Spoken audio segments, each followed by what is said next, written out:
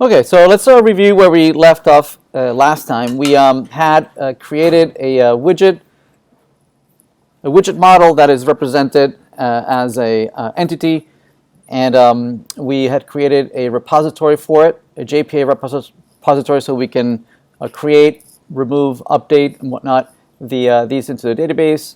We had created a widget service that used the widget repository as a means for interacting with the database, and created a somewhat higher level API that wrapped this reducer and exposed it as a data model for a controller. The controller then exposed that service as a set of endpoints that can be accessed from a client.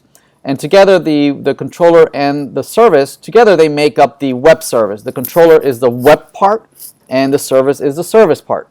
Right? They're specialized in different roles, right, of manipulating the data.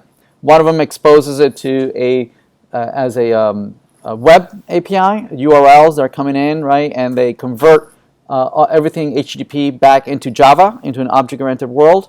But they themselves don't manipulate the data. Instead, they delegate all their work to a service. The service responsibility, the role, is to go ahead and actually implement those manipulations of the data. Right? This used to be manipulating an array. Instead, now we changed it to interacting with and storing in a database. Yes, through a repository. Okay, what else do we work on under there? We had the models of the widget. We had the service, the repositories, perfect. All right, so let's go a little further. We also wanted to be able to implement topics, right? So that we can create a relationship between topics and widgets, and where topics can contain many widgets. And so let's take a look at that next.